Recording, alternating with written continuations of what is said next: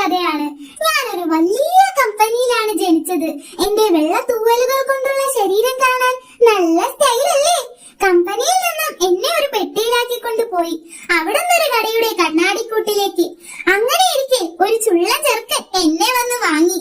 എന്റെ പുതിയ വീട് കാണാൻ എനിക്ക് വളരെ കൊതിയായി. പക്ഷെ ആ സന്തോഷം കൂടുതൽ നേരം നിലനിന്നില്ല. അവിടത്തെ പിള്ളേർ ചേർന്ന് എന്നെ ബാഡ്മിന്റൺ റാക്കറ്റ് കൊണ്ട് അടിച്ചു കളിച്ചു. അവിടെ നിന്നൊരു തട്ട്, അയ്യോ, ഇവിടെ നിന്നൊരു തട്ട്. എന്റെ അമ്മോ, അടി കൊണ്ട് എന്റെ ജീവിതം നിറഞ്ഞു. ദൈവമേ, ഈ ഗതി ആർക്കും വരുത്തരുതേ. അയ്യോ, പക്ഷെ ആ വേദനയിലും ഉണ്ടൊരു സുഖം. ബാറ്റിട്ടടിക്കുമ്പോൾ ആ കാറ്റിൽ പറക്കുന്ന സുഖം ഒന്ന് വേറെ തന്നെയാ. ആ കാറ്റിൽ ഞാൻ പാറി നടന്നു.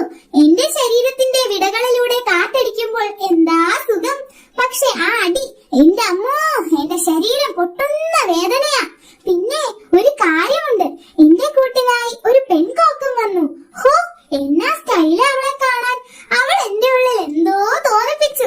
അവളും എന്നെ പോലെ തന്നെയായിരുന്നു. നമ്മൾ അടികൊണ്ട് കരയുകയും കാറ്റിൽ പറന്ന് കളിക്കുകയും ചെയ്തു. അവൾ വന്നപ്പോൾ എനിക്ക് അടി കിട്ടുന്നത് കുറഞ്ഞു. നമ്മളെ ആ ചെറുക്കന്മാർ കളിച്ചിട്ട് ഒരുമിച്ചായി ഇടാറ്. അവിടെയായിരുന്നു നമ്മുടെ സ്വകാര്യ സ്ഥലം. ഞാൻ അവളുടെയും അവൾ എന്റേതുമായിരുന്നു. അതുവരെ എല്ലാം സാധാരണ പോലെയായിരുന്നു. എന്റെ കൂട്ടുകാരി ആ വികൃതി ചെക്കന്മാർ കാരണം ചാണകക്കുഴിയിൽ വീണു. ദുഷ്ടന്മാർ, അവരവളെ ഒന്ന് തിരിഞ്ഞു പോലും നോക്കിയില്ല. ആ ചെക്കന്മാർ അവളെ ഉപേക്ഷിച്ചു. എനിക്കത് സഹിക്കാൻ പറ്റിയില്ല. എന്നിലെ പാതി എവിടെയോ പോയി. എന്റെ ജീവിതം അവൾ വരുന്നതിന് മുമ്പുള്ളതുപോലെയായി.